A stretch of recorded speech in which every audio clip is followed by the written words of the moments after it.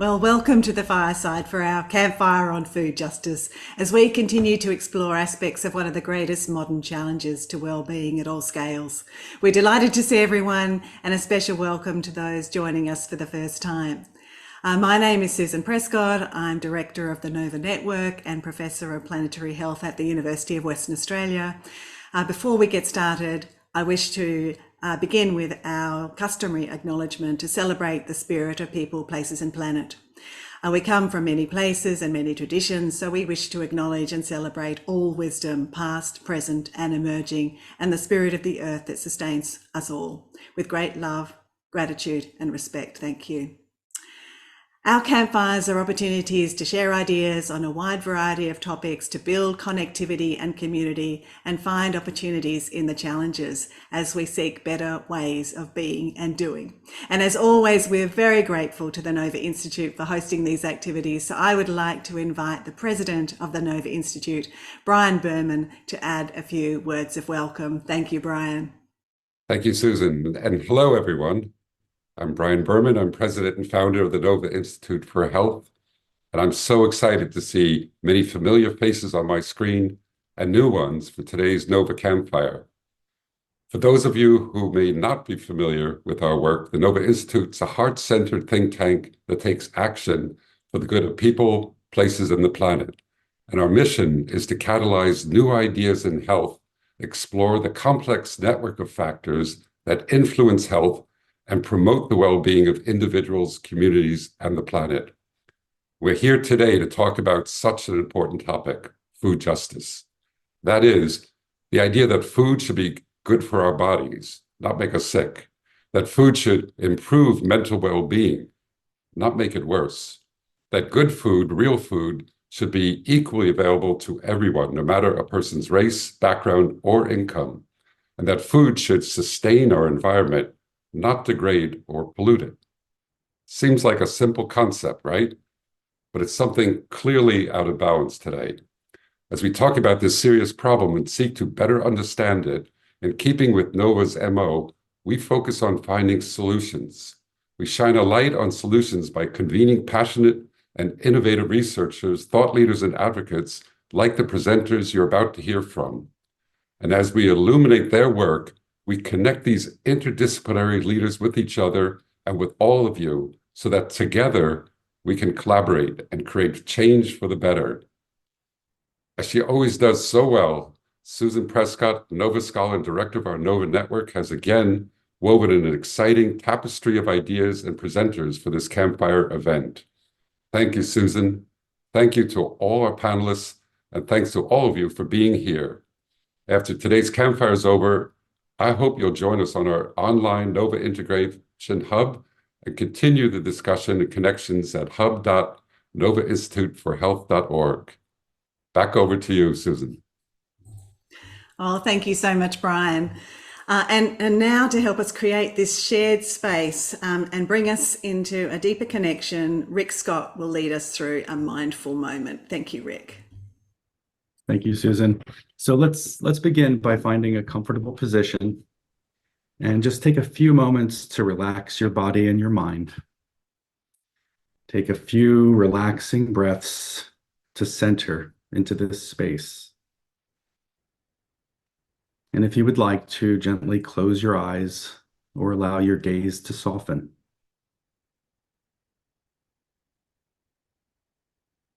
Now bring your attention to the fact that you are breathing and becoming aware of the movement of the breath as it enters your body and as it leaves your body.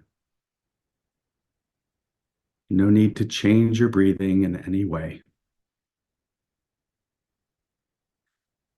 And as we sit in silence for the next few moments, give full attention and full care to each in-breath and to each out-breath as they flow one after the other in one never-ending, life-giving cycle.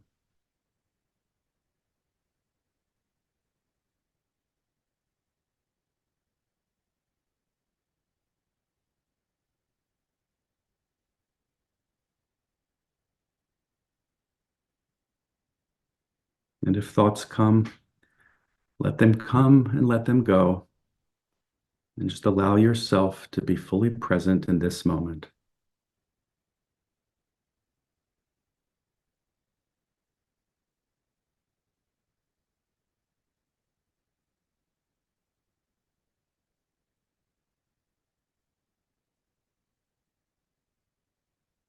And when you're ready, return your attention to this space. Gently open your eyes, feeling relaxed and refreshed.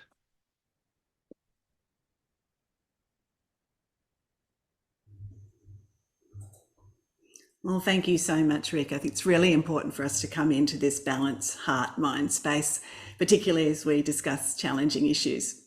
So now, just to overview our schedule, I'm going to kick off the panel with my 5-minute intro to frame the topic, and then introduce our panel of speakers who will each briefly share their perspectives, and this will be followed by a discussion, which is one of the most important parts because we know there are many others on the call who also have important perspectives. So now we'll just go to my intro. Thank you. Today we're discussing food justice as it pertains to individuals, the health of our societies and the world at large. First though, we're returning to the scene of a crime that has resulted in extensive physical and emotional harm and millions of deaths. One that has been so gradual that it's taken decades to be recognised for what it really is. It is what criminal justice researchers have described as food crime, the deliberate profiteering and promotion of addictive products sold as food, but known to be directly harmful to individuals, communities, and the wider environment. We're talking about the progressive replacement of real food by ultra-processed food products, heavily engineered, hyperpalatable products that are nutrient poor, energy dense, and laden with refined sugar and/or industrial fat, sodium, emulsifiers, flavor enhancers, colors, and other synthetic additives in highly addictive combinations.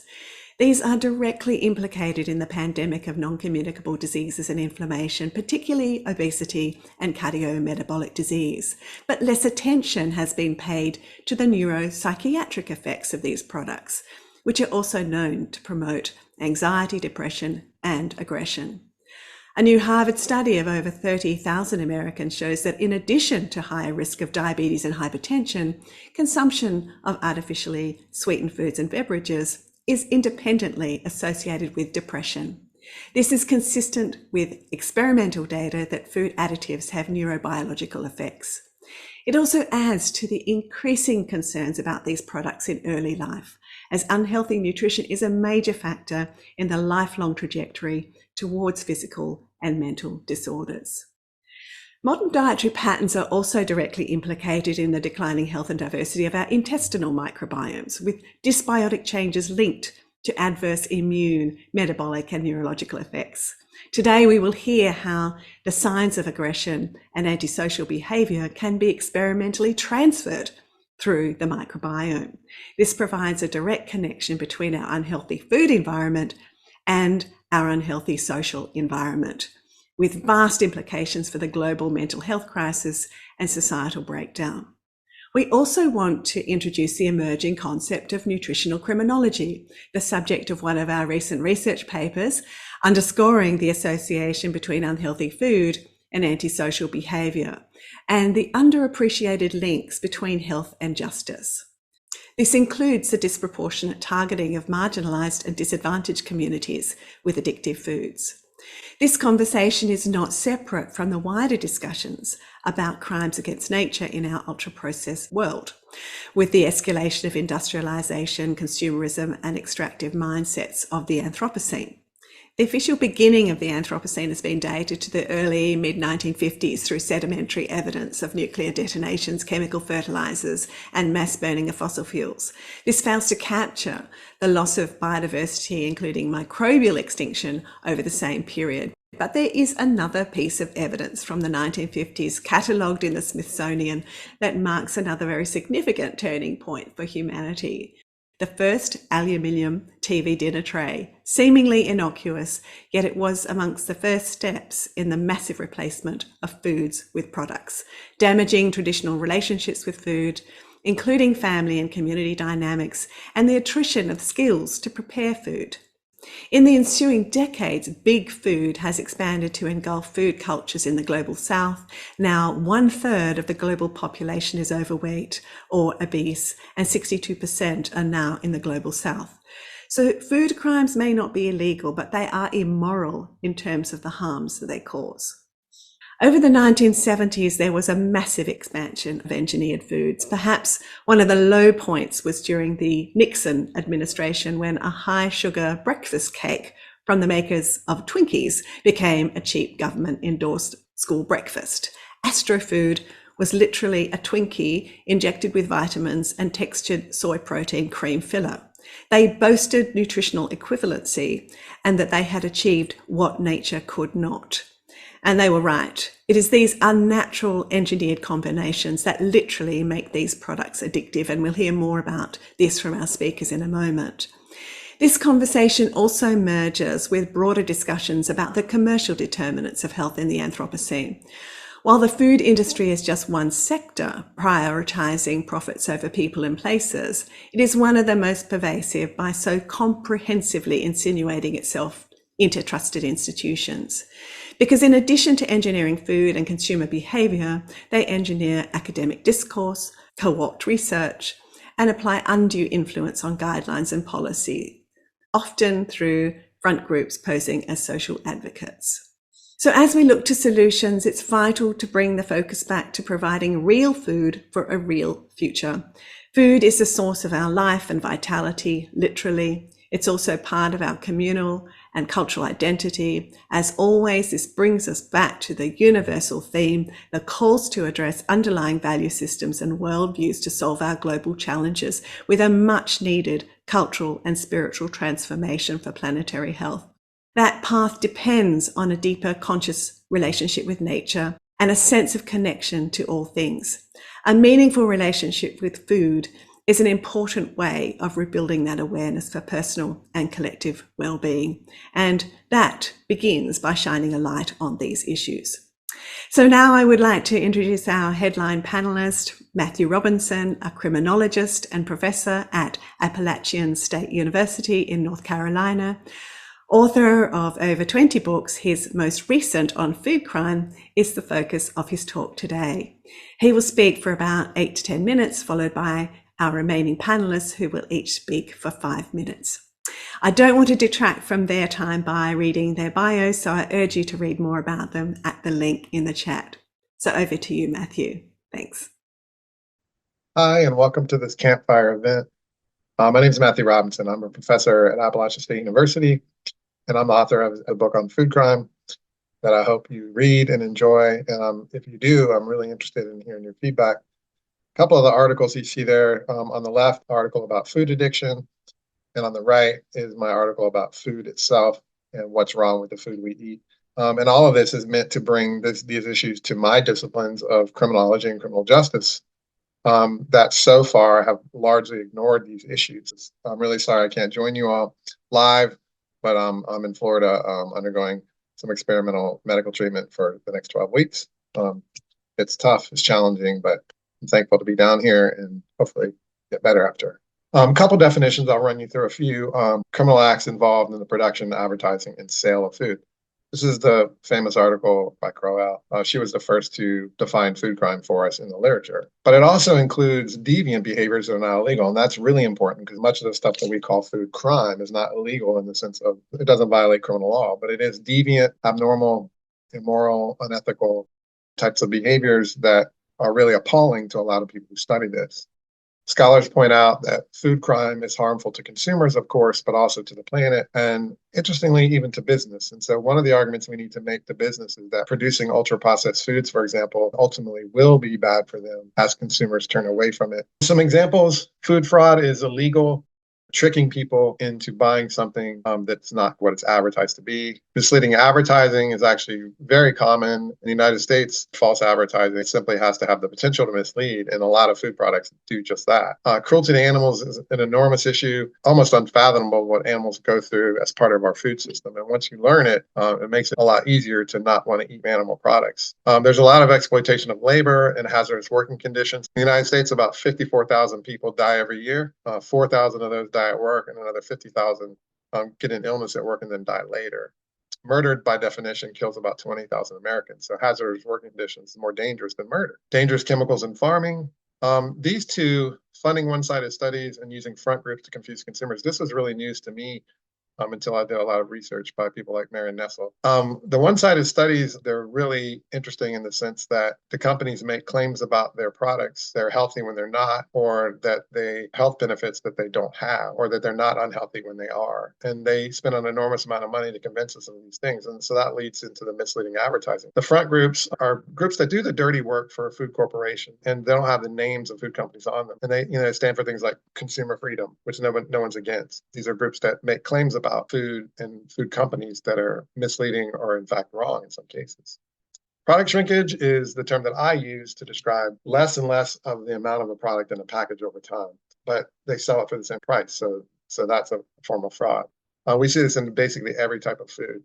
And then the one that really irks me the most is manufacturing, selling, and advertising unhealthy foods. We are constantly bombarded everywhere we go with ads for unhealthy foods and ultra-processed foods. That itself, you could argue, should be a crime, or at least there should be some effort to regulate it better, if not passing a law against it. I argue in the book, the whole book is about culpability, and culpability roughly means moral blameworthiness. As criminologists, we deal with legal blameworthiness as well, but it includes acts that are done intentionally, recklessly, negligently, and knowingly. Intentionally is simply doing something on purpose. Recklessly is doing something without regard to human life or property. Negligence is failing to do something expected of you. And knowingly is doing something with the knowledge that the outcome is likely. There is culpable behavior, the ways in which corporations are responsible for different food crimes. Some of it's intentional, some of it's reckless or knowingly. Research shows that global food corporations are morally, if not legally, responsible or culpable for food crimes. And so part of the research here is to call attention to that, to try to hold them accountable for the harms they inflict on society. Here's just one example, and I know you're all interested in this particular event. Knowingly producing hazardous ultra-processed foods, and then intentionally and recklessly targeting children and their parents with these food products that have almost no nutritional value, and some of which, by the way, are addictive. So in terms of food addiction, I want to start off by pointing out that food is ingested in the same way as many drugs, and take it in our mouths. And it turns out that food use can lead to food abuse as well, much like drug abuse. So there's this overlap. And drug abuse involves compulsive use despite harmful outcomes. Food addiction is measured using the Yale Food Addiction Scale. I'm sure you're aware of what it is, but it was built around the definition of substance use disorder from the DSM. And you can have mild, moderate, or severe substance use disorder depending upon the number of criteria that are met. So use and misuse of certain foods, particularly hyperpalatable and ultra-processed foods, meets the definition of moderate substance abuse, if not severe, based on my own research. Based on eating more than intended, continuing to overeat in spite of efforts to stop, problems caused by use in your lives, interference with life, etc., and then tolerance and withdrawal, as well as cravings. So the brain is involved here in the same ways. Research on the brain shows the same pathways are involved in food addiction as and drug addiction. And so this raises a major public health issue that we need to consider as a society, and hold food corporations responsible for it to the degree that they're involved in knowingly or intentionally selling these products to us and hiding the truth about their addictive nature. So ultra-processed foods, of course, are, as you see this definition, industrial concoctions containing a multitude of additives, salt, sugar, fats, especially in combination, because they lead to high cravings and addictive potential. And you see the artificial colors and flavors, et cetera, there as well. They're subjected to multiple processing methods that transform their taste, texture, and appearance into something not found in nature. Isn't that interesting? That's what we're eating. Food not found in nature. A recent article in the Washington Post and CNN described ultra-processed foods as pre-digested foods. So the important digestive process that breaks food down and gives nutrients is not present in ultra-processed food. So it's the result of the industrialization of food. I have a whole chapter on that in my book as well. Now, the specific number of deaths associated with these foods is really unknown, but it's estimated to be in the tens of thousands. The study that you see cited there was published in the Journal of the American Medical Association, and they posited that food kills about 395,000 Americans a year using 2012 data. Now, that 395,000 deaths includes foods that we don't eat enough of, as well as foods we eat too much of, including ultra-processed foods. So tens of thousands is definitely a very reasonable estimate. And I leave you with this thought. Sugar-sweetened beverages were developed by tobacco companies. They used the research and they used some of the same products, the flavoring products that they developed in tobacco, to target children in the same way they targeted them with cigarettes, with sugar-sweetened beverages, juice boxes, and that sort of thing. And they're marketed to unsuspecting children and their parents. How is that legal? Why do we tolerate that type of thing? I have two children and I raised them not to drink fruit juice because it really doesn't have a nutritional value. I taught them to eat fruit, and I explained to them the difference. So parents are capable of doing this. One day I was at the store and I found it really sad that this couple was so elated that it was a Dollar General store, and they were elated that they found fruit juice for their children, and they were almost in tears. They found it there because they were so poor they couldn't afford proper nutrition for their children. And when I looked at what they were buying, it was fruit flavored punch that had no fruit juice in it at all. It was just sugar water. And it just made me really sad. But then I realized even if they were buying fruit juice for their children, it's not necessarily a healthy thing. But sugar-sweetened beverages is something I would wonder as a criminologist, how is this even legal? Now, why should nutrition matter to criminology and criminal justice? To the degree that my fields of study are aimed at helping reducing harmful behaviors in society, then we should be studying issues related to public health, including nutrition. We should be especially focused on issues like food crime, food addiction, proliferation of ultra-processed foods. So I have launched a new branch of criminology called food criminology, and I'm waiting for other scholars to join to teach and do research about this. And I'm inviting people to do that. But to achieve what's known as food justice, our work must expand far beyond the traditional street crimes that we study. We study murder, robbery, rape, assault, burglary, theft, motor vehicle theft, arson, terrorism, drugs. That's the bulk of our focus on our work. We need to expand beyond that into food crimes and food deviance in order to achieve justice in society. And again, far more people die from the foods they don't eat and do eat than from crime in any given year. So as criminologists, we should be obliged to do something about it. So this raises issues of justice, and these are two of my favorite books on the topic. Lots of different definitions of justice: doing the right thing, giving people what they deserve, protecting basic liberties, protecting people's happiness, taking care of the least advantaged. The point is, food crime is a threat to all of these definitions of justice. Some of it is just fundamentally immoral, targeting children with addictive products, for example. The food crimes fall disproportionately on powerless groups, so there's no equality, lost lives and injuries on people of color and the poor. And we're preying on the least advantaged members of society here. So that calls on us to do something in the name of justice. So in terms of potential solutions, I promote public health approaches to solve the problems rather than criminalization. That might be ironic considering I'm a criminologist. I do think some things should be illegal, like food crime, like product shrinkage, misleading advertising. The criminal law should be used to sanction people who do those things. But I also promote public health approaches. So one example is making food healthier by reducing the number of processed and ultra-processed foods, reducing the amount of salt, sugar, and fat in food. Now, this is really challenging because these are the things that people like. And so we have to change what people like, people come to expect out of food, through educational campaigns. I do write about consumer responsibility. I made the decision to eat healthier food and to not purchase as many ultra-processed foods, not to eat as much meat, and my kids are following in my footsteps. It's really up to us ultimately to do something about it. This requires more education of consumers about the harms associated with products they tend to buy, but I also insist on holding food companies responsible for their deviance and criminality. With that, I will end. I'm happy to answer any questions you have. The best way to reach me, of course, is email, but you can find me online, reach out. I'm really happy and excited to hear from you. I hope that I'll hear from you going forward. I wish you the best of wishes in this event, and I'm really sorry I couldn't be there. Thank you so much for your time and attention.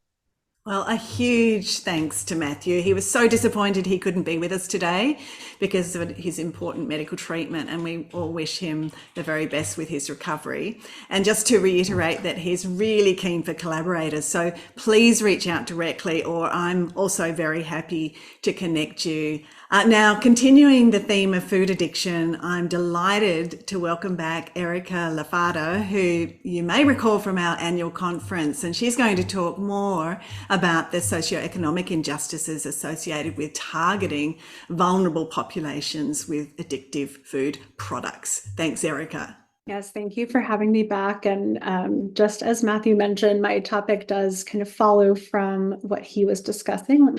All right, so I'm going to be expanding a little bit more about this idea and construct of ultra-processed food addiction as an empirical topic, and specifically diving into some of the social justice implications of this construct and ultra-processed foods generally. Again, Matthew hinted at a lot of this, but I'm going to go into that next level of detail. So as was mentioned, the Yale Food Addiction Scale is currently our most common tool for assessing ultra-processed food addiction. While it is a self-report tool, so it is more of like a foundational first step for establishing this clinical presentation as this novel, hopefully eventually recognized diagnosis, there's of course limitations to a self-report measure.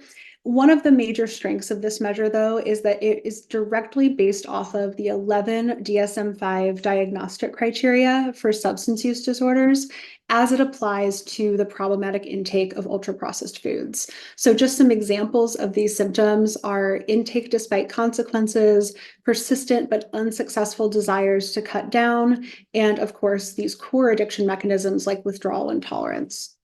Just like a diagnosis of substance use disorder, you can meet criteria for ultra-processed food addiction by endorsing 2 or more symptoms and clinical impairment or distress.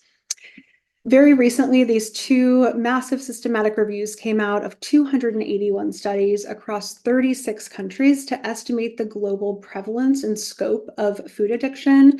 And it was about 14% of adults, which is really similar to alcohol and tobacco, and 12% of children, which is unprecedented.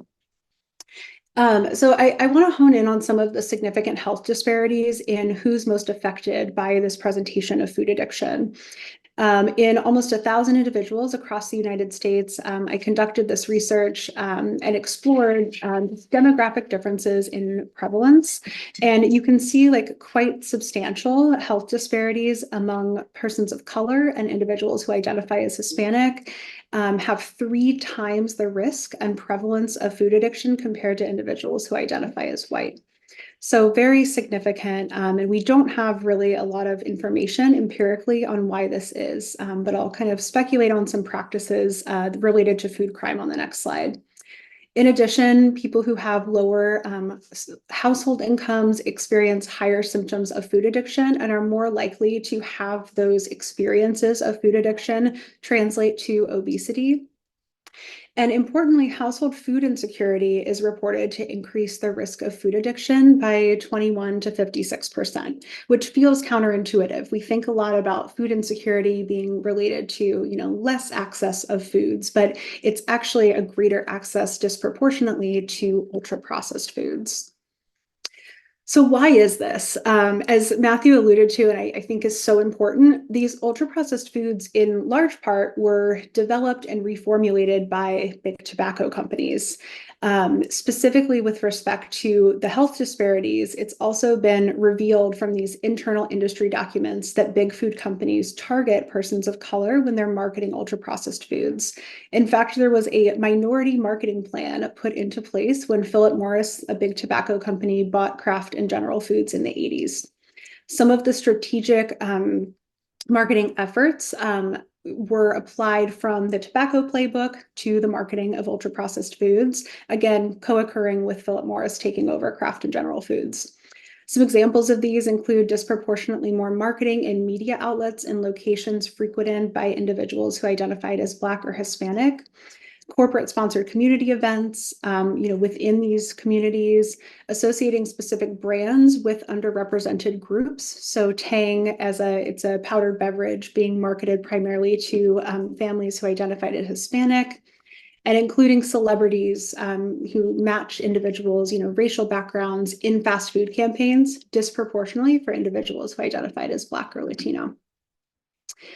There's also just the systemic influence of ultra-processed food intake that's so important to acknowledge. These foods are cheap and they are calorie dense, which makes them an understandably common choice for individuals who have less household income or who have food insecurity. If you're making choices for your family, you're looking for how to get the most bang for your buck. And unfortunately, these foods have been designed to fit that profile. One of the common critiques that I often get about ultra-processed food addiction, but don't seem to get in this group, which is wonderful, is that we need to eat to survive. So how could food be addictive? well, we need to drink to survive, but alcohol is addictive. It's been created, it's fundamentally different from what we need survival-wise. Obviously, I feel like that same level of obviousness applies to ultra-processed foods. We know that these foods are triggering addictive responses in children and adults, and they're highly rewarding. So motivating intake among people experiencing chronic stress makes sense, and they've been designed that way. So I think bringing a level of empathy and understanding is really important to how these foods are implicated systemically in health disparities.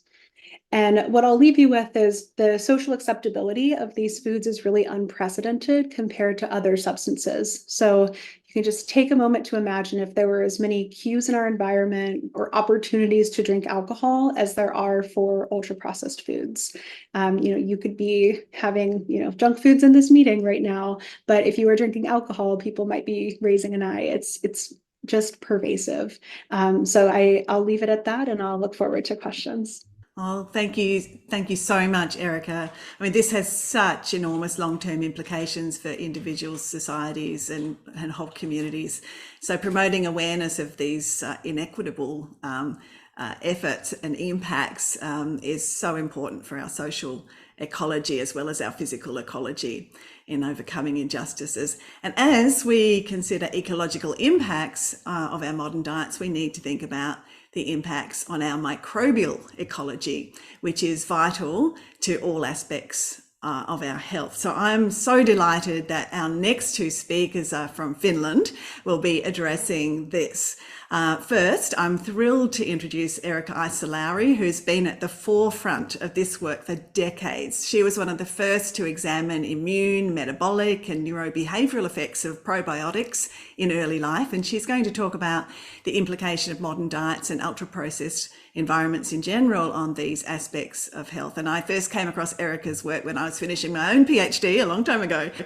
So it's so wonderful to see you again after so many years. Welcome, Erica. Thank you very much. And being pediatrician, my research is focused on early life events, searching for risk exposures affecting the child's later health.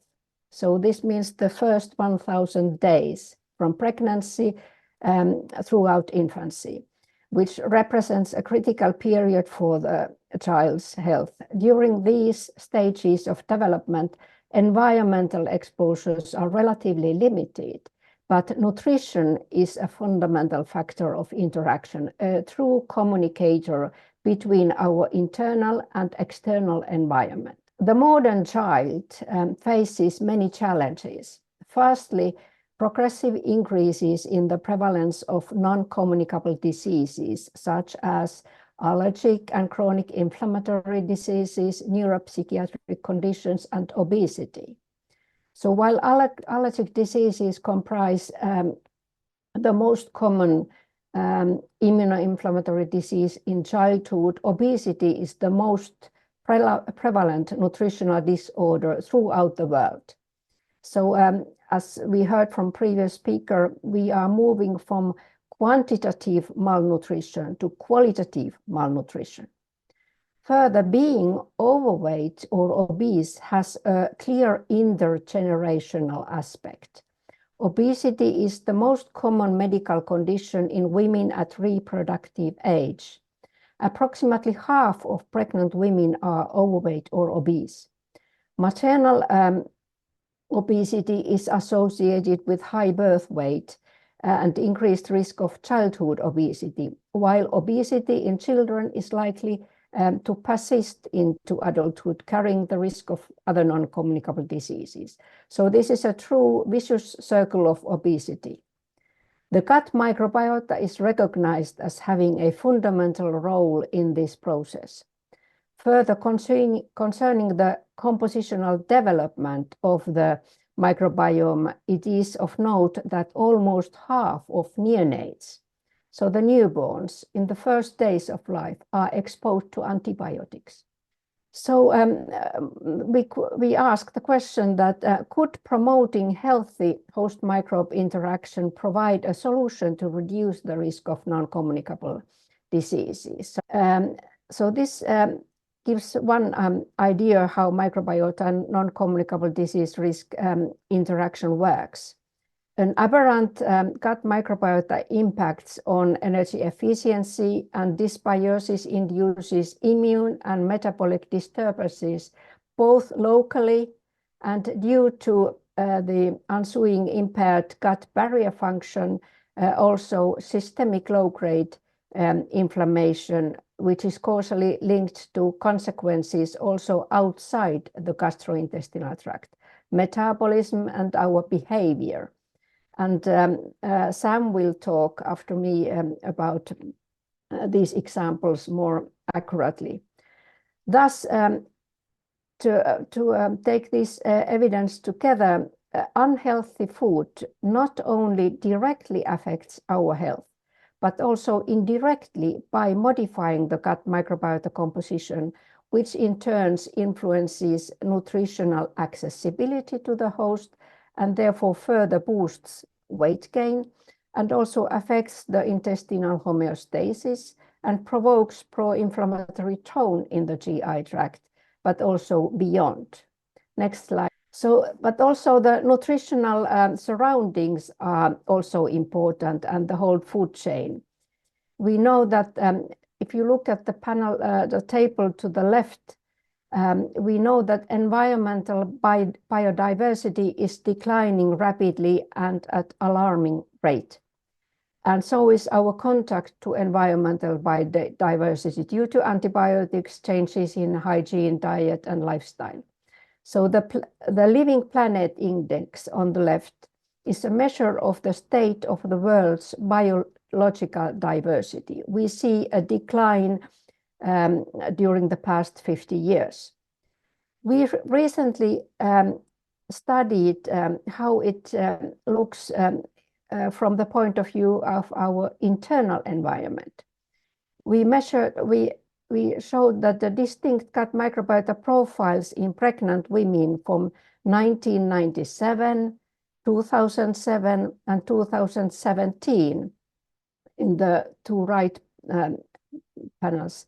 The women pregnant in 1997 exhibited significantly higher microbiota richness and diversity as compared to pregnant women in 2007 and 2017. These data provide direct evidence for a decline in our gut microbiota diversity over 2 decades in the same geographical area and population, and a direct parallel to the decline in biodiversity within our natural surroundings. It furthermore appears that the gut microbiota of pregnant women has changed over time to a composition typical for overweight individuals. So the environmental exposures of the child during the critical period of maturation are relatively limited. Birth, home environment, and nutrition. All these exposures from the external environment impact the internal environment, our gut microecology. And importantly, not only the nutritional value of food, but also its packaging, the whole food chain, the way our food is prepared and served. And then we see the environmental consequences of these new practices from the past decades. One solution in my research has focused on specific probiotics. These are defined as live microorganisms when administered in adequate amounts confer a health benefit on the host. The mechanisms are not limited to the microbiota effects, meaning the profile that a specific profile of microbiota is beneficial and the other is harmful. But also there are important metabolic effects and immunomodulatory effects. We start to understand how about these mechanisms. So the probiotics affect on the provide key contribution to the health by mechanisms including affecting enteral antigens, enhancing digestive efficacy, antigen exclusion, and strengthening the gut barrier functions. Thank you, Susan. Thank you all. Well, thank you so much, Eric. And this really sets the scene perfectly for our next speaker, Sam, also from Finland, who will talk more specifically about the very significant work they're doing, exploring the implications of these dysbiotic drifts on aggressive behaviour. Thanks and welcome, Sam. Thank you, Susan. It's truly a pleasure and an honor to be here. My name is Sam Rautava. I'm a neonatologist and at the Helsinki University Hospital and an associate professor in neonatology at the University of Helsinki. And I've been working with Erika for almost a quarter of a century. And as a neonatologist, I'm really focused on the first moments of life and the childbirth and early infancy, the neonatal period. And Erika mentioned the changing environment and our changing contact with microbes. And I think the very first moments of life are an exceptional moment for the development of many of our future outcomes or formation of risks with different exposures. And there has been a drastic change in the way we are exposed to microbes during that period. We have here two pictures from childbirth or a newborn baby, not very long apart, maybe a couple of decades apart. On the left-hand side panel, we see a lady in France giving birth at home during the first decades of the 20th century. And we can see that she's in her own bed, in her own linen. There is a midwife who's wearing an appropriate apron and rubber boots. And the older siblings are staring at the gate of life, welcoming their newcoming sister or brother. And we can imagine that this baby is not exposed to antibiotics and is not delivered by C-section, will receive breast milk in a few moments. And the bacterial exposure for this baby is immense. The baby is lucky to survive. There's grave danger in bacteria, but there's also a healthy exposure to environmental and skin and gut bacteria from the mom. On the right-hand side panel, we see a newborn baby and a proud father coming to see his son or daughter, and we see a very drastically different situation. The baby is seen through a glass. She is held by a nurse and not by the mother. Appropriate clothing, very clean environment. And what has really changed is we are still coming to the world, not formed from the foams of the ocean like Venus here, but we are born through. We should be born through a very bacteria-enriched birth canal, but we have increasing rates of cesarean section delivery, which has a profound impact on bacterial colonization. Breastfeeding continues to be an issue, and breastfeeding is associated with significant health benefits and changes in the gut microbiota. The contact with the environment is different, and we use more and more antibiotics, which are life-saving drugs, but they also kill bacteria. And we have, in our research, used early bacterial exposure as a model for what might result from early bacterial disturbances and early gut microbiota disturbances. This is a paper we published a couple of years ago where we looked at the impact of early antibiotic exposure in a cohort of about 12,000 babies from the Turku area in Finland.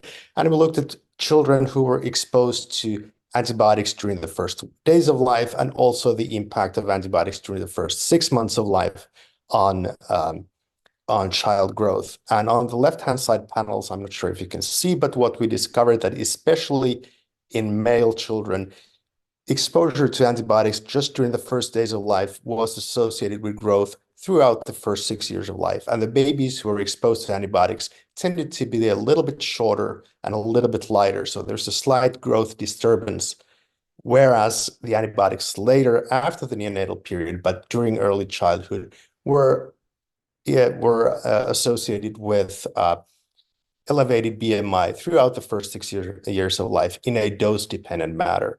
So this tells us there is something going on with antibiotic exposure, and the timing of the exposure seems to be very important for the outcomes.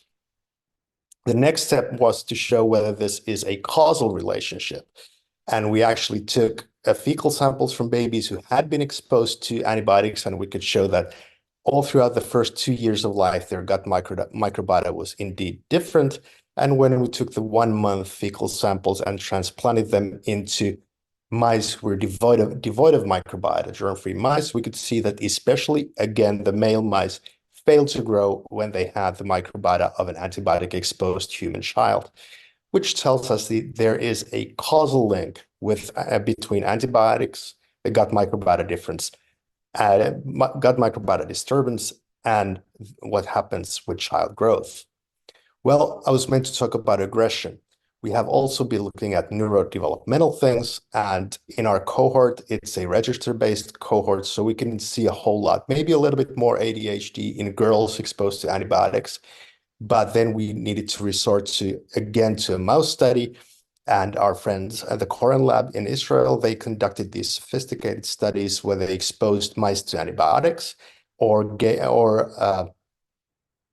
they used germ-free mice, and they could show that mice that didn't have a gut microbiota or had a gut microbiota disturbed by antibiotics tended to be more aggressive.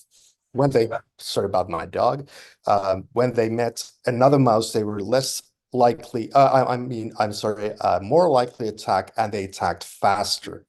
And whether this applies to children, we again used gut microbiota from antibiotics exposed children, the lower right-hand side panel, and the mice who got the microbiota from a human child exposed to antibiotics 1 month prior, we could see increased aggression in these mice who received the microbiota from antibiotic-exposed children, as opposed to mice who received the gut microbiota from non-exposed children. And this is alarming. It's an experimental model. It's a very reductionist model, but it suggests, again, a link between gut microbiota-induced, antibiotic-induced gut microbiota disturbances and even aggressive behavior, albeit in mice. So I think what we can conclude is that early gut microbiota is associated with long-term health outcomes, and the links are causal. We've established them with experimental models and also with clinical trials. And especially the connection with behavior is only emerging, but it is alarming. But luckily, as Erika mentioned, the gut microbiota might also be a target for future interventions. I thank you for your time. Thank you. Well, thank you so much, Sam. This seems to be one of among many pathways through which modern diets can adversely influence behaviour and has enormous implications for society. And I think I read somewhere that 80% of antibiotics is actually used in agriculture and the food system. I might be remembering that number wrong, though. So next, though, I'm pleased to introduce Leslie Sobel from Impact Justice, who shares many interests in food and community narratives. But she will, on this occasion, talk about food in the criminal justice system. Thanks and welcome, Leslie. Thank you so much, Susan. Just give me 1 second to share my screen. Okay, so as Susan mentioned, I lead the Food in Prison Project at Impact Justice, and I'm here to talk about how food in carceral settings in the U.S. is really a national crisis on a grand scale. The U.S. incarcerates more people per capita than any other country. There are about 2 million people currently locked up in the U.S. There are also about 5 million people on the outside who have done time in federal and state prisons, and over 10 million people cycle through local jails each year. And even if this issue doesn't directly impact you, then you probably know someone in the U.S. for whom it does, because 1 in 3 adults in this country has an immediate family member who has spent time in prison or jail. So just to give a bit of extra background, in a report that we published in 2020, we talk about prisons as sites of food apartheid and explain why the crisis of food on the inside can't be viewed in a vacuum, but rather mirrors and is inseparable from prison food justice issues on the outside. We know that the people who are at the highest risk of food insecurity, nutrition insecurity, and trauma on the outside, so generally folks from a lot of low-income communities, Black and Brown communities, those are the folks who are disproportionately thrust into a carceral system that continues to replicate those patterns. And really, the best way to sum up the 137 pages of our report is through a quote from one of our interviewees who said, "The food there in the prison system was really designed to break your body and your mind." So for those of you who are not familiar with prison food in the US, here are some real life examples. These are actual meals that were served on the inside. Prison meals tend to be very, very high in ultra processed foods. There's a lot of white bread, a lot of like hot dogs and lunch meat, ultra processed soy food, a lot of powdered fortified beverages that are meant to be the primary source of vitamins and minerals for people while they're incarcerated. The diets are also very high in sodium and sugar, very high in refined carbohydrates, very low in nutrient-dense foods like fruits and vegetables, quality proteins. We all on this call probably already know that this is a diet that leads to poor physical health and early death, as well as mental health issues from depression, impaired decision-making to aggressive behavior. And people who are incarcerated generally don't have a choice to eat less processed food. The choice is either eat it or don't. And plenty of people have spoken to us about starving while they're incarcerated, either because the portions are too small to really make them feel full, or because the food is simply too bad to eat. And so many people rely on from the commissaries or canteens, which are basically like convenience stores. They sell a lot of ramen, chips, soda, things like that. So those who can afford it tend to supplement with even more processed food, highly processed food. I also want to talk a little bit about, I hope no one is bothered by my use of the term, but the ultra processing of people. So not just the food, but the sense of warehousing people, of depersonalizing people, which you can see in this image of a chow hall here. It's overcrowded chow hall. People are taken out of the natural context of interacting with food and are forced to eat in environments that might include a chow hall that doesn't feel safe because it's overcrowded. You've got armed guards pointing guns at you while you're eating, or alone in their cells next to the odors of the toilet. And these stressful eating environments have actually been shown to have impact on things like metabolic health, which can lead to weight gain and cascading health issues just based on the environment alone. So in terms of some of the impacts of the food itself, you can see here, it's fairly self-explanatory, some of the impacts that have been reported to us from people who've spent time incarcerated. And these are things that they directly attribute to the food that they ate while incarcerated. And there's also a growing body of research that delves into the connections between food and trauma. So when people are experiencing trauma and toxic stress, whether or not that's directly related to food, this has physiological effects on the body. And trauma and incarceration in and of itself is inherently traumatic. So the typical carceral diet of ultra-processed food is actually more likely to perpetuate a cycle of poor coping skills like reaching for substances and other health issues, not to mention continuing to replicate that trauma on the inside. So why is this happening? What are the root causes? Many people that we talk to, especially correction staff and policymakers, immediately point to budget constraints and say there simply isn't enough money to provide better food. And that's actually more of a problem of prioritization of resources. The food budget is generally a Department of Corrections, about 4% of a Department of Corrections annual budget, compared to something like healthcare, which is about 25% of the annual budget, and security costs, which are often about 35 to 40%. And where does that prioritization come from? That is rooted in attitudes about the worth of individuals who are incarcerated and questions about whether, having caused harm, they are worthy of care. So we have to remember that folks on the inside are people's parents, their children, their siblings and partners and friends, and that they're human beings with a capacity for growth and change, as well as the fact that over 95% of the people who are locked up in the US will eventually be released back into the community. So we have to think about the implications for public safety when it comes to something like serving this kind of food to people who are incarcerated.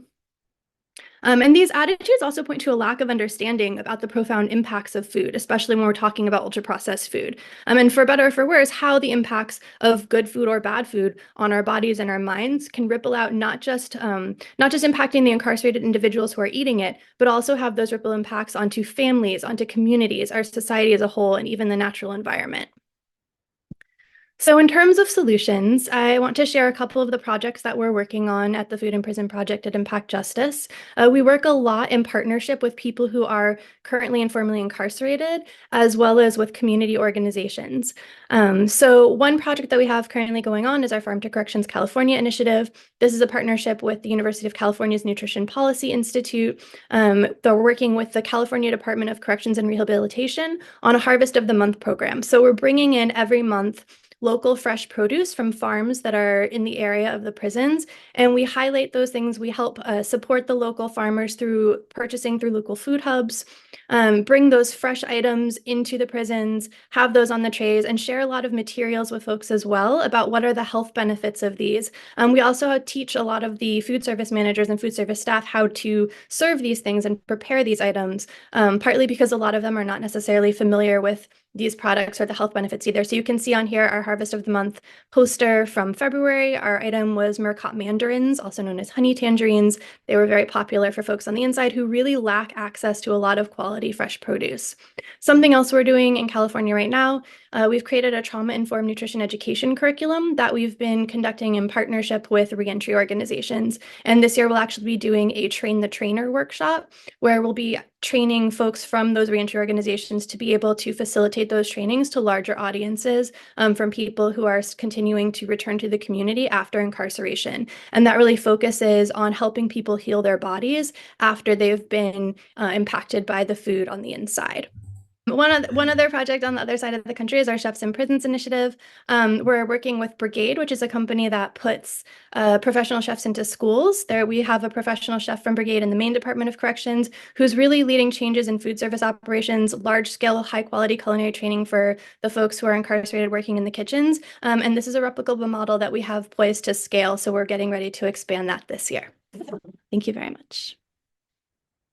Well, thank you so much, Leslie. We may well ask after the last presentations how that unhealthy food's contributing to ongoing behavioural challenges and aggressive behaviour in prison, and the kind of foods that led to perhaps the behaviours and mental health issues in the first place before they got there. So our final panelist is our wonderful new friend Ashka Naik from a Corporate Accountability, and we've just finished a writing project that's relevant to this campfire, which we hope will be published any day. And Ashka's going to talk more about how we tackle food injustices from the source by shining a light on industry tactics. Thank you, Ashka. Thank you, Susan, and hello, everyone. So having the honor of going very last, let me get to the point. It is time that we fight for the right to food, right to nourishing, life-enriching, local economy generating fair and healthy food. This also means that we fight off the rights accrued by big food corporations, by their intense global corporate political activities that have made the ultra-processed food industry a multi-billion-dollar machinery with revenues larger than the GDPs of many nations. So we are a global campaign organization, and we expose and challenge the UPF industrial complex that is costing us entire ecosystems at this point, lives of humans and other species, and systemic erosion of sovereignty of land, water, and natural resources, with the harms concentrated in the global south, where the supply chains of the industry converge. So it is not surprising that just like the pesticides and many such ills, many roots of the UPFs can be traced back to another industrial complex, the military one. Much of the food processing infrastructure of this industry was originally underwritten by federal contracts for provisions to feed the troops during World War II. So a review of 52 studies reporting on the environmental impact of UPFs concluded that the production of their ingredients, the pesticides, their manufacture and distribution is responsible for up to 40% of diet-related energy use, of all diet-related energy use, up to 45% of total diet-related biodiversity loss, much of that again in the global south. Up to a third of total diet-related greenhouse gas emissions, land use, and waste. Now, only the consumption of sweetened soda, just the sugar-sweetened beverage, uses 33.6 million kilograms of nitrogen fertilizer and contributes to nearly 5 million tons of metric tons of soil erosion. So the impact is colossal of these products on the entire existence of not only our species, but our non-human species. And the public health impacts are shared by others rather well. Another recent paper shed light on how half of the leadership of positions of multi-stakeholder type initiatives were held by UPF industry executives and their business associates, with the potential to robustly influence the politics of food at the international scale. We have also been tracking this interference in several policy spaces in the US, but also at the UN.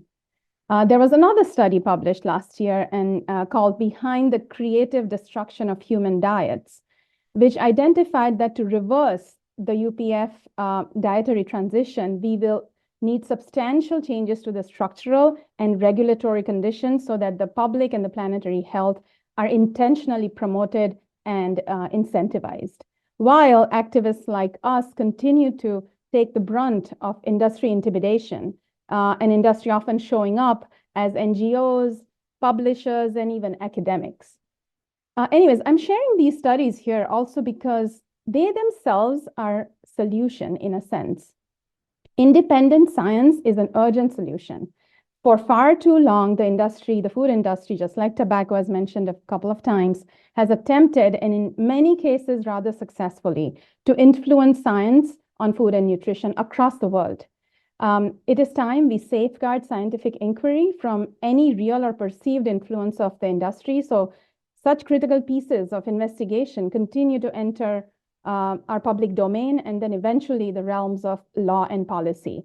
And we have been working on this front with others for a couple of decades now. So food is deeply political, and many rays of hope exist on this front now. We are already familiar, and if you're not, you certainly should look this up with examples of Chile, Brazil, Mexico, with their victories on banning or regulating the marketing of and sale of UPFs in different community settings. In addition, the 5th International Congress, the Conference on Chemicals Management that just concluded in Germany yesterday, ended with a historic decision adopted by governments to develop a plan to phase out highly hazardous pesticides and chemicals, several directly related to UPFs and their production chains. Now, academics have monikered UPFs as the tragedy of the biological commons. And indeed, they have been as such. But instead of accepting a defeatist sort of narrative, I would like to conclude my intervention by reminding us of how a small, quite poor community in northern India, where my roots are, kicked out one of the largest UPF corporations in the world from their backyard to secure their water future in this case.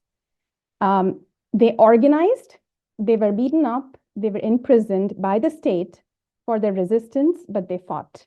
And the world's largest sugary drink company had to close its door, where it was extracting hundreds and thousands of liters of water from aquifers that belonged to the community to make its ultra-processed product that it tries to convince us is the root of all our happiness. And I'm fortunate that the leader of that protest has become a friend who shared with us that this was not only a question of who had the power and who could win, as both of these were against them, but a question of whose survival was truly at stake. So I leave with the hope that new friendships will emerge from this community today, which will help foster a future away from food production and consumption that sort of oozes with violence and destruction, and toward a future where food is an emblem of peace with ourselves and nature, and of not merely surviving, but collectively thriving. Thank you, Susan. Back to you. Look, thank you so much, Ashka. And I think that message of flourishing and thriving is so important. And thank you for adding the vital political, historical, cultural and economic dimensions to this issue, and also the power of grassroots efforts. So now we are going to invite discussion from everyone with our panelists. And we invite everyone to put your cameras on to promote that sense of community. So if you would like to contribute to the conversation, ask any questions, please put your hands up, and we'll be looking out for that. Leila. Hi, everyone. Thank you for this really fascinating panel. This is right up my alley and something that I report on a lot. And I'm really grateful to all of you for weighing in with such really intriguing and compelling research. I want to go back to basics because with definition, because the food industry has been really successful in pushing back on a lot of what we're talking about here today, and sort of seeding doubt about what counts as a UPF. Everything from like ingredients in a package to, oh, yogurt is an ultra processed food. Are you saying we can't have yogurt anymore? And even I, when I see some of this pushback, get confused because there isn't a really solid, clear, black and white, simple definition that I've found. So I'm hoping somebody could hop on and maybe help me out with what we can push back on when these seeds of doubt come our way. Yeah, I can't help but just immediately jump in, and I'll try to keep my point as brief as possible. But I just dealt with such a substantial kind of like conflict of interest critique from a reviewer on an empirical paper of mine, and it kind of led me into this rabbit hole last week of looking at the critics of the NOVA system, for instance, defining ultra processed foods as those group 4 foods, and I can allow other have the opportunity to really clarify some of the nuance of specific foods. But I looked at the literature and I found a review from 2018 that showed that 87% of academic critiques of this ultra processed food construct were from people who had ties and funding to the food industry. And since 2018, I kind of explored that further and looked at recent papers, including one from the reviewer who was raising these critiques, and all tied back to the food industry. So I think it's just important to understand that the kind of discrepancies of defining addictive substances are true of all addictive substances. Like very recently, tobacco products, they had to alter, like synthetic nicotine is something that's kind of come into the process of tobacco use disorder. So they just modified the definition. So this is not unique to food, even though it very much feels that way. And we can certainly nuance it, but I feel like it's a distraction that the industry is really throwing out. Thank you, Erica, and thank you, Leila, for the question. And Leila's one of the NOVA media fellows who's actually writing about this to promote some of this discourse beyond the academia. So thank you very much. Dave, you had a question or a comment? Yeah, I'd like to, first of all, just say thank you to the people that laid the foundation to make this venue possible. Sue and Brian Berman and Alan and Susan, Aaron, Don, and Rick, you guys do such a fantastic job. Thank you. I think we all very much appreciate it. Ashka, I was going to ask you, what are the ramifications of that Germany thing that you mentioned about pesticides and the food chain up to UPF? And how likely is that to expand or trickle out potentially to other places? So I feel like it's important. Thank you. This is quite a recent development, and one of our close allies. We have actually done some research on the corporate capture of the United Nations, and especially the FAO, the Food and Agriculture Organization. With them, it's the Pesticides Action Network. It has been behind this campaign. We are only kind of tertiarily involved or sort of just kind of there to amplify and stand in solidarity. But I can share some information, as it literally just happened today. I just saw it in an update in an email today. So there is a framework that has been agreed upon and adopted by the member states of the UNEP. And it seems like the phase out is by 2035. So it sort of is a multilateral space. The press release did say private sector was present, and that sort of gave me a pause. So we shall see, but I can share some more updates from civil society and the UN institutions involved in this maybe after the meeting. Thank you very much, Ashka. George Kaplan. Hi, yeah, terrific presentations. I wonder if anyone could bring me up to date on what the government contribution to the distribution of ultra-processed foods is. Are they still in school lunches? We know they're in the prisons. Are they still in school luncheons and food programs? Have we made any progress on that at all? You go to USDA's website, you will know that they have not shied away from contracting and partnering with pretty much any ultra-processed food corporation. So the roots of the industry within government of United States and many other countries are absolutely diabolic and difficult to even fathom, because there is a minimum transparency and accountability even from these institutions. This is something that we have been actually fighting for, is in the development of the dietary guidelines for Americans, the process that is kind of coordinated between the USDA and HHS. We had found that up to 90% of experts whose advice was going to be taken in, and this sort of revision to the new guidelines that would determine what my kids eat in school, or what veterans are offered as dietary, guidance, or what pregnant women are offered as nutritional advice, was so the 90% of the advisors had really problematic ties with food, specifically ultra-processed food industry and agrochemical industry. So, we have been asking for simple transparency protocol to be adopted, where conflict of interest disclosures are put on the website for the past 5 years, and we still have made minimal progress there. And this is where I think the movement of people on the street, but also awareness of legislators in the hallways and the scientists and academics like you all in labs, I think there needs to be a really deep solidarity across these to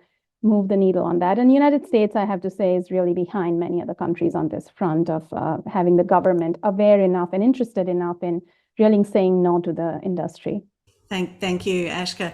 Kate Morgan's another one of our media fellows, another journalist. Thanks, Kate. Hi, thank you. This is so illuminating. So as you may hear, I have a toddler. And so this is something that I think about a lot, especially when it comes to how foods are marketed. And this is something that was touched on a bit earlier, but especially when it comes to foods aimed at toddlers, small children, the people who are shopping to feed small children. I find that there's like what feels like kind of an epidemic of like health washing, in the vein of like greenwashing, right? When we're reading things like sugar free or low sugar or whatever on these labels, and it seems like a big problem. I'm hoping that some of these panelists might be able to weigh in on how big an issue that is. Whether we should or could be policing it, and if there's a realistic route to doing anything about that, and if it would, kind of make a difference here. So the question is around health washing and how we deal with that marketing, particularly to children, and also I think the virtue signaling that we've heard recently from some of these big food companies, saying that they're actually providing a service by providing cheap food to the underprivileged population. So that's another kind of virtue signaling. Anyone like to jump in on that one, or the health washing in general? Yeah, I mean, I can just quickly comment since I was called on. I feel like the most like market example of this recently was like the CEO of Kellogg's talking on the news about like cereal, being this ideal dinner choice for individuals who are struggling financially. And, he was kind of like smugly boasting about how it was helpful for stock at the same time. So it was like very interesting. And I feel like some of those more blatant examples might be transparent to the public in some ways. And I feel like the health washing has kind of shifted from jelly beans being like fat-free and like these kind of obvious things that again are more dissected, to now like the word tends to be homemade. So they're talking about like homemade ingredients or all natural ingredients in these foods that are certainly processed. And I feel like the homemade is like, it's maybe like a one tiny ingredient amongst, 50 others. So it's shifting in a way that I think just gets harder for the consumer to discern. And of course, like parents and kids are not doing this in a similar manner as like scientists. So it's very tricky, but I certainly would look forward to what others think. Thank you, Erica. Alan, were you going to jump in on that or something new? Well, it's related. I mean, I think I'm so glad that Erica and Ashka can really collaborate beyond this, because there's so much common ground right there. I love how this is being reframed. I do feel with that cereal, marketing you just referred to and how much press that got, And we had the huge BMJ paper, which was just published within the last week. It got tremendous amounts of press. I feel like we're hitting a tipping point right here where the disgusting intellectual escapism, which is more intellectual dishonesty by these groups that cherry pick. This goes back to Layla's question about, I've seen press, and I have too. I've seen that press where they try to add confusion in. You have the USDA cherry picking different ingredients in different foods to show that you can have an ultra processed meal every day of the week without fear. And it has all the nutrients. And what they do is they just go after specific nutrients. They don't care about carrageenan. They don't care about emulsifiers. They don't care about MSG. And by the way, we have Dr. Katie Holton here in the audience. And I would really love to see Erica and Kate and Ashka get together, because there's not a lot, but there is research showing that these dietary excitotoxins, MSG and the like, do have addictive properties as well. So when we talk about food addiction and how all these things fold into one another, I think that's an important component that gets overlooked a fair bit, I think. But what I really wanted to do was just really briefly reflect on everything from top to bottom, and how each one of these incredible discussions, I have great gratitude to everyone that contributed today, just fold into one another. And so you have this, and if we view things through a different lens, the lens of food crime, we can capture this moment that we're in right now, this tipping point, when we start to expand and visualize the way things should be looked at, the reality, not the smoke screens that Layla was mentioning, but the realities of how the vulnerable persons who already have a host of vulnerabilities then have added components of ultra-processed foods, which have addictive properties, which are influencing the microbiome. And hey, by the way, we're seeing all these new emerging studies showing that microbiome changes in turn influence behavior and mental outlook and so forth. And then we get into the entire criminal justice system. So each one of these components feeds into one another. And this is where I'm really hoping that we can amplify and feed off of the work that's ongoing in a collaborative way, because of the incredible people that have been here today. So thank you so much. This is just absolutely outstanding. Thank you for that, Alan. And I think that we'll try and put together a summary document, a publication that synthesizes some of this and brings in all these different elements in this unique way. And we're just going to go to South Africa now. Menzi. Greetings, everyone. Thank you for the conversation. Very, very important conversation. I won't even try to look pick which part was more important than the other. Everything was just so important and amazing.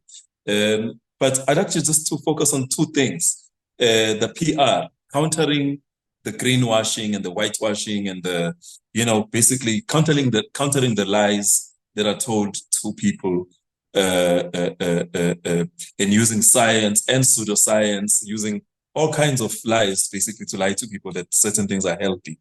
Now, we know that the corporates have more money, have more funds, they have more power with regards to the media, right? So the natural way would be to respond using independent media, using our own media, using grassroots media, using various kind of, I'm not sure if it's called public relations, but basically strengthening the power of grassroots media would be an intervention that I think would be important for us. And it is also tied to the issue of collaboration. Now, inter-institutional collaboration is what I'm suggesting. Of course, there are collaborations between individuals, and of course, Nova is doing great work with basically connecting all of us. We are parts of organizations. But if we could really hone in on making these collaborations really properly functional, even if it means we fund these things ourselves, we have maybe we put 100 Rand, I don't know how much it's called in dollars, but putting a certain fund towards empowering our own scientifically proven natural ways of being. And of course, speaking from South Africa, the indigenous knowledge systems are not on the national TV. People are not talking about it. It only features during a particular month. There's something called Heritage Month here in Southern Africa in September. Also in Heritage Month, people will talk about natural food, we'll talk about indigenous food, local foods. But throughout the rest of the year, it's the usual, it's the status quo, you know. But the television, radio, internet is filled with fakeness. So the only way, one of the ways to counter it, as far as I'm concerned, is to repeat myself, to say, let's have media, grassroots media, independent media that is as convincing as the billboards of the corporates, because I do not see anything more important than water and food. And so this is the conversation that is like so pivotal. I cannot even begin to say more. Let me just stop there. Thank you so much, Menzi. And I think the grassroots effort's so important. And I really like you bringing in the community and the Indigenous perspectives there that are vital. Dave, then we have Erica and Janet. Dave. You know what? That leads exactly into what I'm going to say, because I have a 2-year, 10-month-old son and an 18-day-old son. And these things are very real to me because I take my son grocery shopping. And whoever wants to pick my brain as a parent who's doing this in real time, please reach out to me, because I can tell you what they're reaching out to, at what level and where I am. And it's really interesting because there are some things that I need where I'm like, how do I get there without going by that? So to Menzi's point, that's fake. I'm walking by and I'm like, this isn't food. I got to get out of here. Like, what impression am I making as I'm trying to get to like the soup that I need that I found that's pretty close to grandma's recipe? It's not there, but it's close. But I got to pass all this other pseudo fake stuff, right? So exactly what he's saying, I'm living this. And then as I'm going by it, my son's like, bear.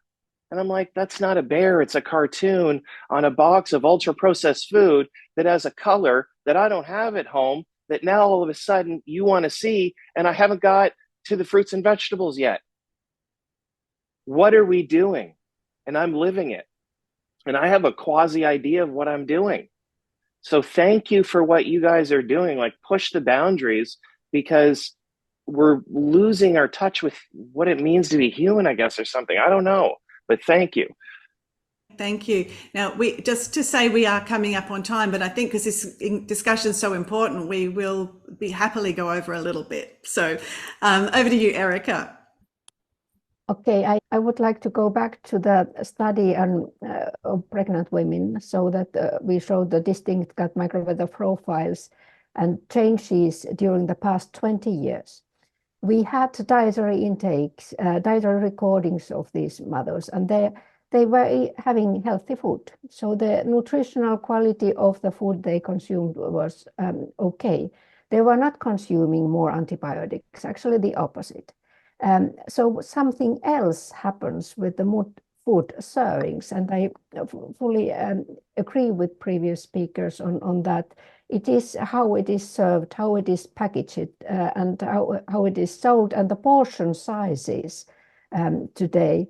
And the EU is starting a law to ban the packaging of single food items, so to prevent plastic microparticles and so on exposures. Thank you. I mean, there's so many dimensions of diet that have contributed to those shifting microbiomes between traditional societies and Western societies, all affecting our health, physical, emotional health. Janet, wonderful to see you again. Nice to see you. And let me just start by saying thank you so much for this exquisite panel and great conversation.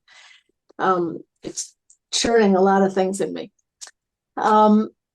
One of the things that I end up thinking about was it flashed me back to a period where there were around tobacco use, where kids were beginning to, learning things in school about tobacco and coming back home and really nudging their parents to stop smoking. And I live in a town where almost every elementary school has a garden, a functional garden. The kids all work in it. They eat from it. I mean, the people preparing the meals there are using as much as they can from the garden. And it makes a tremendous difference in the households. I mean, I hear that. I know that. And so there is a part of me that wants to just develop a curriculum that doesn't rely on every school having a garden, but a curriculum so that students really understand what food means for their well-being, for their strength, for their vitality, for their, I've often been frustrated with the concept that schools offer phys ed, as classes, and all they're really teaching you is the rules of a whole lot of games. They're not teaching you anything about physical education, what it takes to make a body healthy. And so that's one of the places that I'm going. I also want to say to Leslie, we have a women's prison in this town, and I will touch base with you to learn more about that farm to prison issue, because I think we could take it up immediately here. And I am grateful for that thought and possibility. Thank you, Janet. And I think part of this, the trying to activate youth and getting the youth to reject or rather expose some of these things that they actively reject what the food industry is doing can be a really powerful thing, like akin to the cigarette companies and so on. Ashka. Thanks, Susan. And I don't aim to get the last word. I just had to respond to what Janet shared. I'm a parent, I'm a researcher, and I'm an activist. So I think what I want to share is that, this is a personal experience. My kids, we live outside of Boston. My kids came back from school one day and said that they are not being given enough nutrition in the food that my husband and I are preparing for them, cooking for them. And we had to have this conversation. They said, but they showed us this. I think 5 years ago, it was the pyramid and then the plate, and there is red meat there. And then there is like chicken, and we are a primarily vegetarian household. So then I had to introduce them to our lentils cabinet, which was certainly put in a way that was inaccessible to them. We are South Asians, and we have a diversity, 56 different types of lentils, beans that have been grains that have been part of our cuisine, ancient cuisine. And so I think there is also, yes, there needs to be a beginning of a new type of curricula of different of addressing different issues, but there is also a lot of unlearning that I think our kids have to do, and also denormalization. I think the fact that parents are okay and kids who can read are okay to consume products that have 35 ingredients and 33 of them, even I cannot pronounce, has to be denormalized. So I think unlearning and denormalization, I think, are a critical strategy, and it may be media, schools, politics, or at home. Janet, you want the last word. I didn't intend to have the last word, but when I listened to your talk, Ashka, it took me back to when I was in 1995 at the Beijing Conference on Women, and was really dealing with, at that point in my mind, the issue of Monsanto and their terminator seeds. That's roughly that period. And what that was doing to indigenous communities all around the world. Just the total disempowerment of not being able to capture your seeds from the last harvest and use them next year. Monsanto making you buy it again from them. So I'd like to, maybe I'll just contact you directly. I'd like to touch base with you. I head up an organization that has a consultative relationship with the UN on the rights of indigenous people. And we may have some things on this topic to take there. That would be wonderful. We also have a observer status with the UN, so there could be some organizing we could do together. Thank you. Great. Yeah. And that's what it's all about. And I think having these connections, creating community, and bringing together passionate people who are really bringing different skill sets and different perspectives is what these events are all about. So I really want to thank you. Change begins with changing mindsets, shifting conversations, and really taking these ideas back to our community. So we are approaching or past our official time, so I'm going to officially close the meeting in a moment. If there's no other pressing issues, doesn't look like it. So I want to really thank all of our speakers and all of you who are here for bringing your energy and perspectives and enthusiasm. And I want to again thank the Nova Institute for hosting us, and Lachlan at CorpCom in Melbourne for taking care of all the technical aspects. The conversation, of course, does not end here, and we invite you to continue the discussion on the Nova Integration Hub. Our next campfire, we're already hatching, and that's going to be on May 7, and that topic's going to be looking at overcoming the Great Divide, discussing the issues of political polarization as one of the most erosive things in our to social cohesion in our world today, particularly in the US. And so we hope that you will also join us for that. So thank you all once again, and wishing you all health and happiness until we meet again. Bye-bye. Thank you.